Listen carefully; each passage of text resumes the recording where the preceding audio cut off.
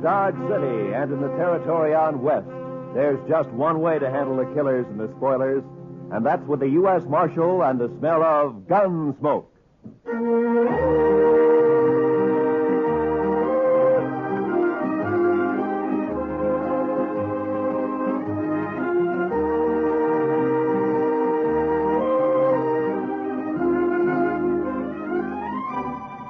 Gunsmoke, starring William Conrad, the transcribed story of the violence that moved west with young America, the story of a man who moved with it, Matt Dillon, United States Marshal.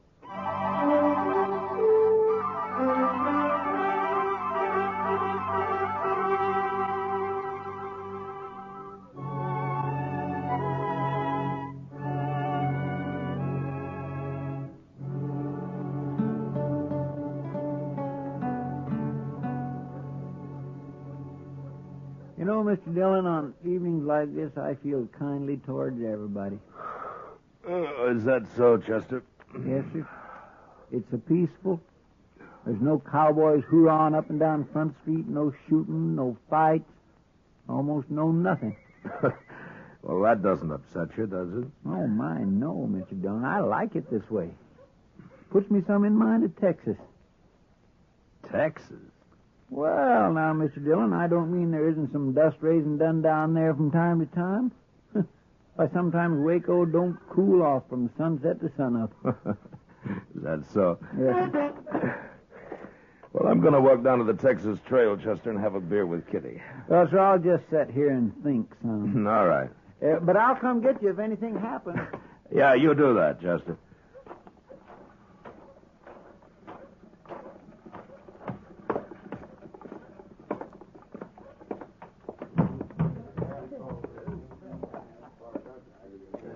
Hello, Matt. Ah, Kitty.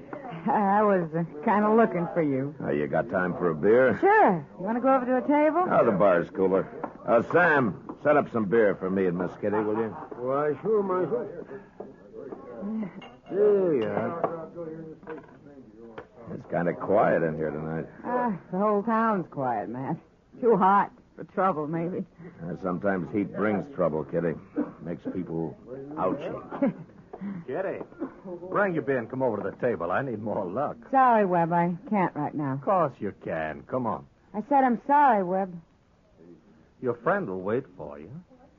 Webb, this is Marshal Dillon. Webb Johnson. How are you? Marshal, you won't mind if I take Kitty away for a while, will you? I think Miss Kitty gave you her answer. I heard what she said. But maybe she feels kind of obligated to stay, seeing as you're a marshal. I don't figure my being a peace officer has anything to do with what Miss Kitty decides. Maybe not. But most girls know which side of their bread the butter's on. You better get back to your poker game. Okay. But come over to the table, Kitty, when you're free. How long's he been around here? A couple of days, maybe more. You know anything about him? Not much. Plays poker mostly. He doesn't drink too much. Gambler? Well, I don't know if that's his profession, but he likes cards, and he's lucky. Figures he has quite a way with women, too. Oh? With you? He tries. We were talking last night. He offered me a job. Job? He says he's bought out the Longhorn Saloon.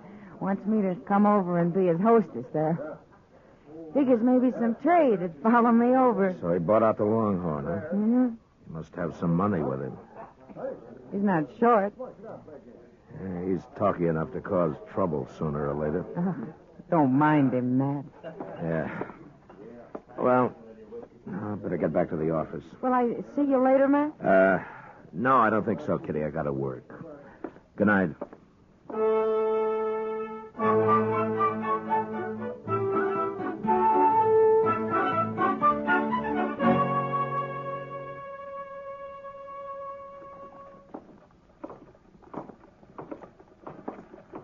You sure you don't want to eat, Chester? No, sir, thank you kindly, Mr. Dillon, but I already ate. Oh. I think I'll just walk on down to depot, maybe.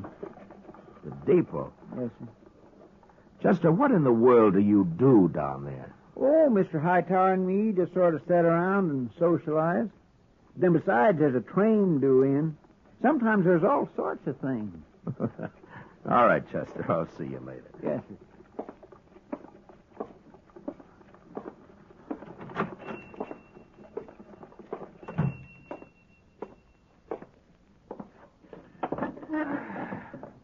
Now, Jimmy, cook me up some potatoes, will you? 3 or 4 eggs and some of that side meat. Yes, sir, Marshal. It's the Marshal, ain't it? Well, good morning, Mr. Webb. Unless you're expecting company, you could ask me to sit with you. Well, I don't mind. Well, thank you. How'd you make out last night? In the poker game or with Kitty? At cards. Seems like everything I say sets you on edge, Marshal. Maybe. Well, I'll tell you, Kitty and I didn't quite hit it off, but I done fine at start. Those boys, Ashton and Trasker, they play cards like boys. Afraid to push their luck. Sometimes that's good. Not at poker, it ain't. Leastwise, I walked home last night with their money in my pocket. Over 500. Ah, that's good winnings. It wasn't hard. Miss Kitty tells me that you bought the Longhorn. News traveled, don't it? You a gambling man? I don't make my living playing cards, if that's what you mean. You going to keep on the same boys that are at the Longhorn now? No, Marshal, I'm not. I've got my own way of doing things. Those boys might not understand. So I've got 2 dealers coming in this morning from St. Louis. We worked together before. Here's your breakfast, Marshal. Fried up some onions for good measure. They kind of bring out the flavor of the eggs some. Oh, thank you, Jimmy. You want beer, coffee? Coffee, I think. Bring the pot over. I'll have some, too. Yes, sir. You don't like me much, do you, Marshal? No. Why not? Why don't you like me? Well, for one thing, you talk too much. That may be. Let me give you some advice, Mr. Webb. This is an easy town to get killed in. So I've heard. So see to it that the Longhorn runs smooth and easy, huh? Speaking of gambling. Gambling or girls. Well, now, Marshal, there's a lot of money in Dodge these days, what with the trail herds and the buffalo and all. I'd feel kind of bad if I didn't get my share of it. The money that changes hands in the Longhorn is your business as long as it's honest. You just tell your St. Louis dealers to remember that. You're mighty preachy for a Marshal, ain't you? I'm not interested in the morals of the citizens individually. But when it affects the peace of the whole town, it is my business.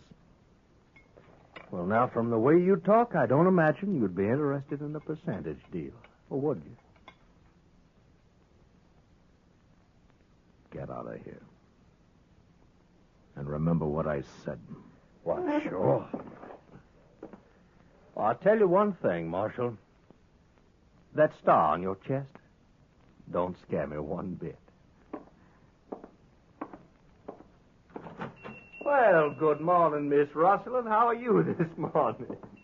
I swear, I don't understand that Webb Johnson. Sit down, Kitty. Have some coffee. That's why I came by. I figured you'd be eating when there was no one at the office. Chester's down at the depot waiting for the train. Anything important, Matt? No, just the train. He likes trains. Matt, I had a long talk with Webb last night. No? Yeah, after the game broke up, he bought me some drinks. He say where he was from, Kitty? Missouri. Mr. Dillon? Mr. Dillon. Yeah, what is it, Chester? Oh, you should have seen it, Mr. Dillon. My gracious alive. The train no sooner come to a stop. Hello, Miss Kitty. The train no sooner come to a stop and they begun getting off. Must be 15 or 20 of them. 15 or 20 what? Girls, Mr. Dillon, girls. In no time at all. The depot platform was just plain crawling with them. Well, they're going to work at the Longhorn. The Longhorn? That's right, Chester. Webb Johnson's bought it. Those are new hostesses. They're from St. Louis, Chester. Oh, my goodness, Mr. Dillon, it fair gives a man the shakes to see so many women all at one time. Well, they'll keep, I think. You can go on back to the depot if you want. I'll see you later. Well, don't you want to come look, Mr. Dillon? Like he says, Chester. They'll keep.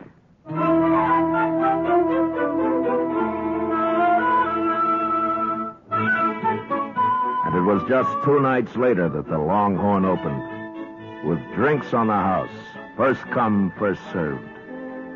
It was about the biggest night Dodge had seen since the Opera House was built.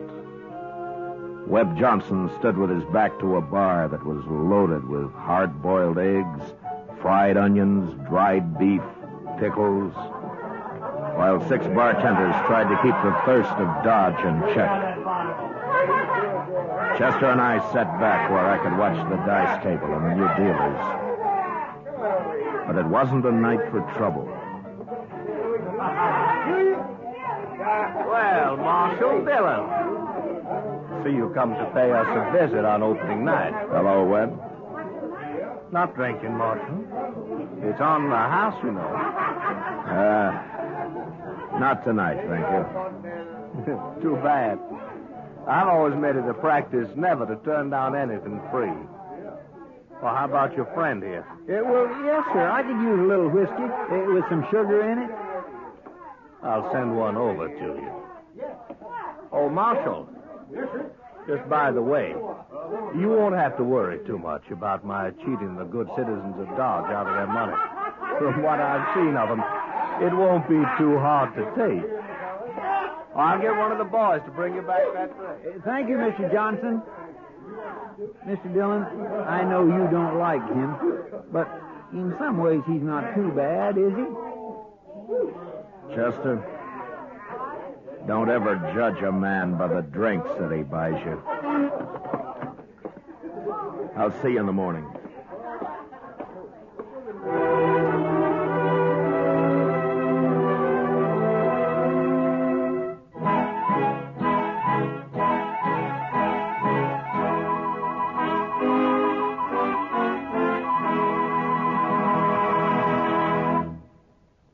Return to the second act of Gunsmoke in just a moment. But first, $10 seems like a small amount of money when weighed in the balance of a child's life. Yet a $10 care package, food or clothing, to the war orphans of Korea could easily save a child's life. These children have no parents, homes, or source of food. They are begging for just enough to eat. A contribution in any amount will help. Send it to your local care office, or to Care New York, or Care Los Angeles. Now, the second act of Gunsmoke.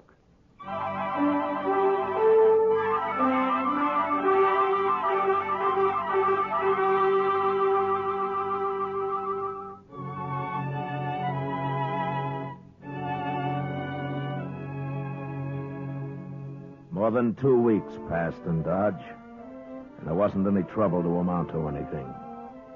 A couple of buffalo skinners got knifed in a fight the other side of the river, and that was all.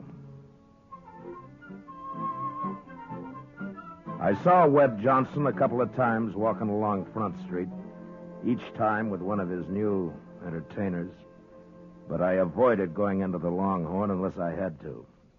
I didn't want any part of him or his saloon.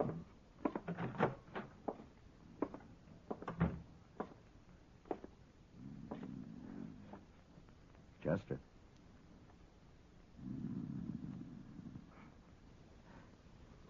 Chester.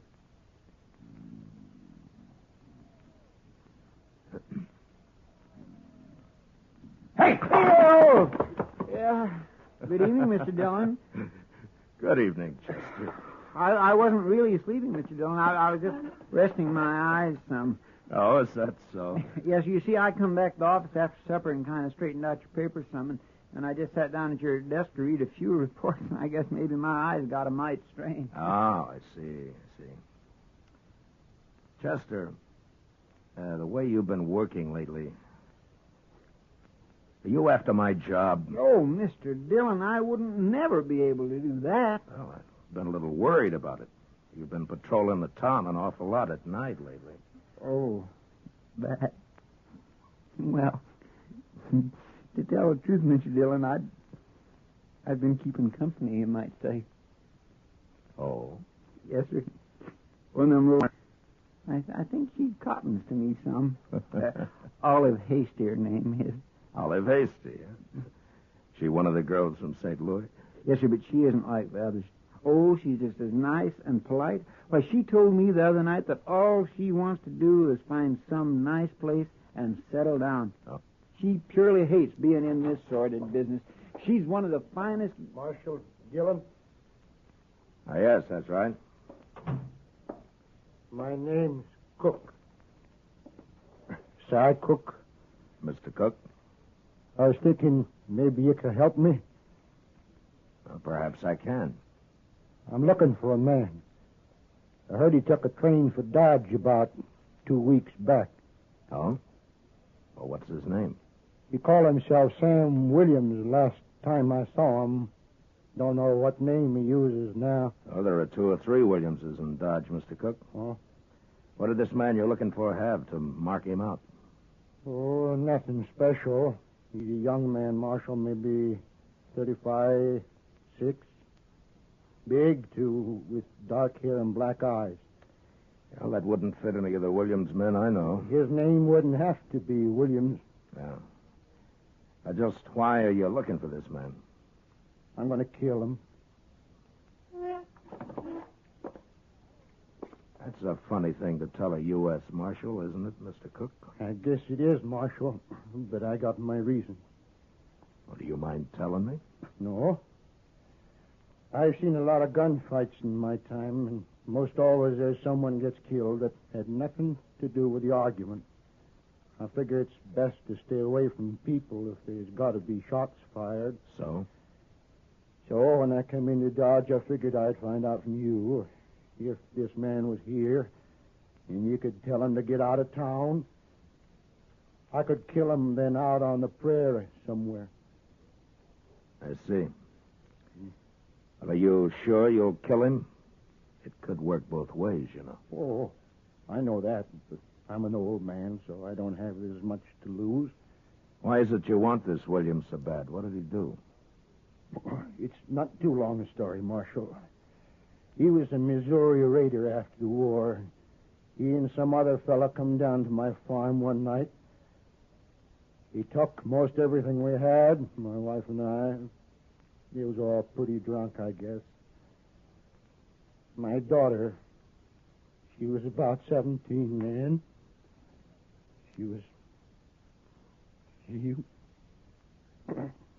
Well, it's not a new story, Marshal. No. Yeah. I didn't have too much reason for staying on there in Missouri, and I've been following this man ever since. Not too fast sometimes, because it takes money to eat and travel. But I've been following. You think he came to Dodge? That's right, Marshal. I see. Are you staying here, Mr. Cook? I got me a room for tonight at the Dodge house. Maybe I'll be there for a day or so while I look around. Yeah. Well, I'll remember what you've told me, Mr. Cook. Well, thank you, Marshal. I sure hope I don't make you any trouble over this. Mr. Dillon? Yeah, I know, Chester. I think it's Webb Johnson, too. Well, what are you going to do? I'll try to get Webb to leave town for a few days until I can get Cook there headed out somewhere else on a false trail. But if that Webb Johnson really did that, shouldn't he go to jail or at least go to trial? We don't know what happened to the Cook farm other than what he just told us. My guess is he won't ever tell us any more. He figures it's his business to take care of in his own way. What are you going to do? Well, I'm going to go down to the Longhorn. Have a talk with Webb.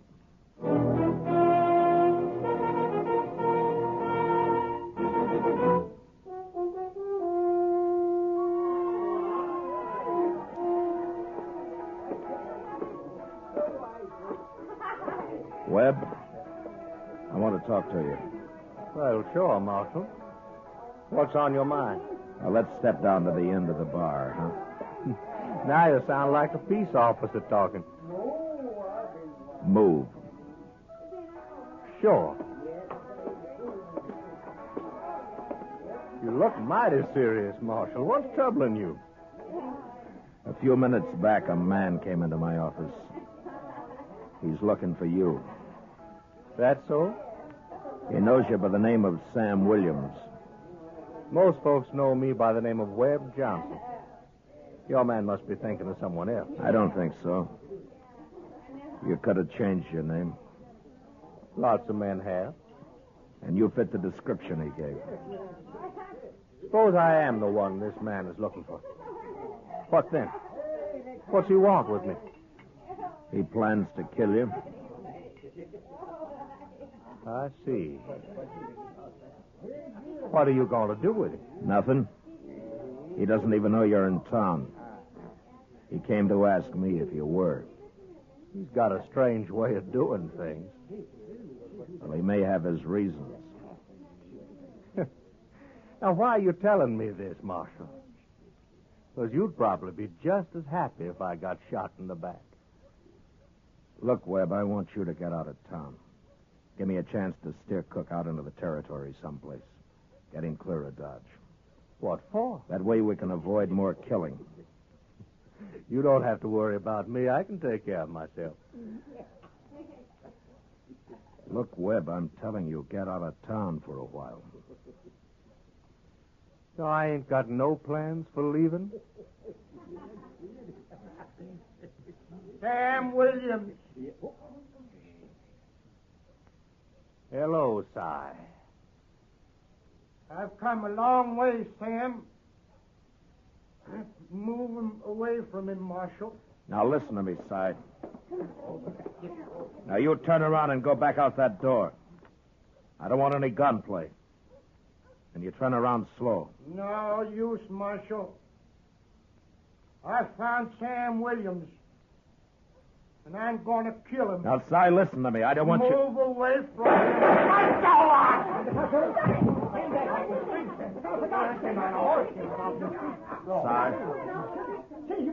Si. He's dead, isn't he? Yeah, he's dead. Well, he was bound to get himself hurt sooner or later. He was crazy as a hooty owl. Who did this, Webb? Well, why do you ask me that, Marshal? Because Cook told me why he held a grudge against you. Why he was looking for you. You mean that story about the farm and his daughter-in-law? Well, now, what about it, Marshal?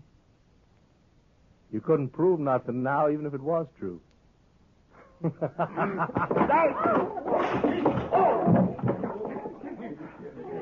All right. All right, a couple of you men drag this outside and dump it in the street.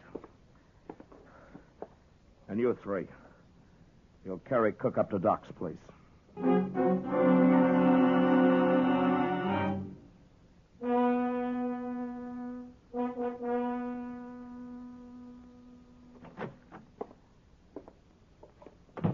You talk with Webb Johnson, Mr. Dillon? Chester, Cy Cook was shot just 5 minutes ago.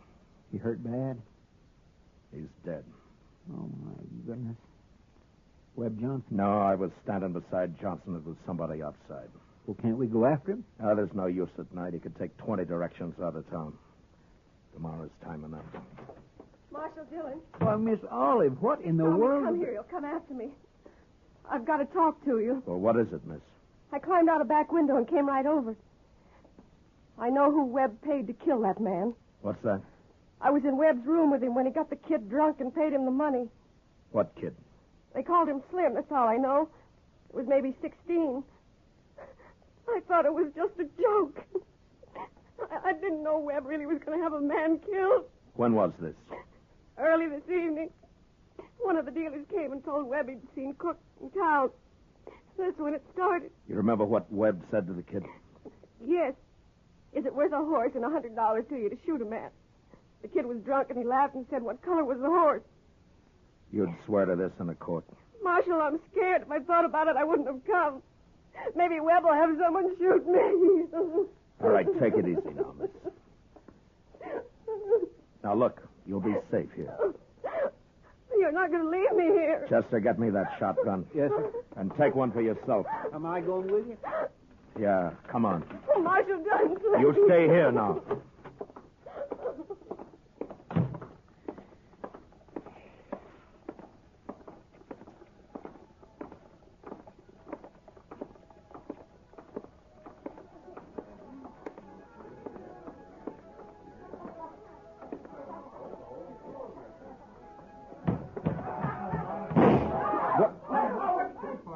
All right, Chester, climb up on the bar. And shoot the first man that makes a move. Yes, sir. You two men, you're dealers. Get over against the wall. Now go on, belly up. I'll cut you in half. You make a move. All right, now where's Johnson? I said, where's Johnson? Where is he? He's upstairs, Marshal, in the office. All right, Sorrells, you're deputized. Stand by the door there. No one goes in or out. Chester, I'm going upstairs.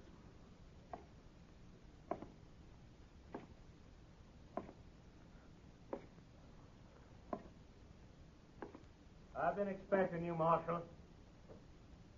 Be no need to come upstairs.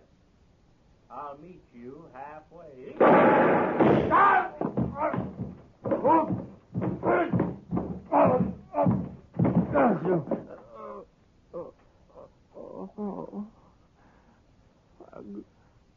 I'm gonna die. Marshal, I'm gonna die. You had your choice, Webb, like any other man. I'm young, Marshal. I haven't had time enough.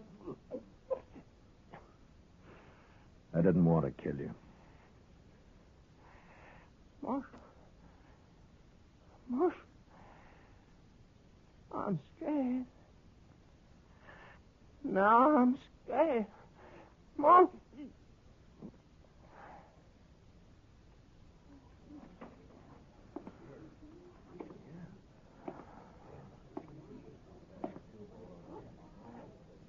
All right. Gentlemen, cut loose and ride for home. Until further notice, the Longhorn Saloon's closed.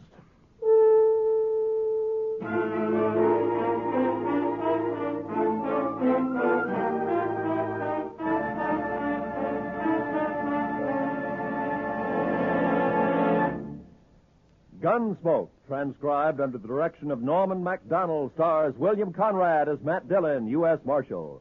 The special music was composed and conducted by Rex Corey. Featured in the cast were Lawrence Dobkin, John Daner, Howard McNear, and Charlotte Lawrence.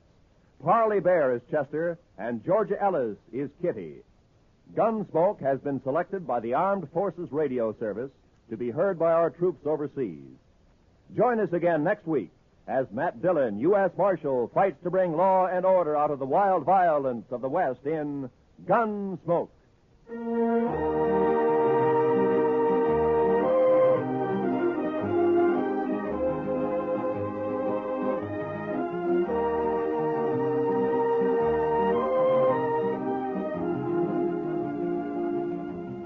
Plasma is saving many lives that would otherwise be lost at the fighting front in Korea, but the reserve of plasma is almost exhausted.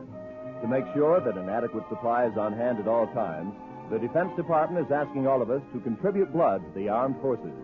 You can do so by making an appointment for this life-saving contribution at your local Red Cross or Blood Donor Center. This is Roy Rowan speaking. This is the CBS Radio Network.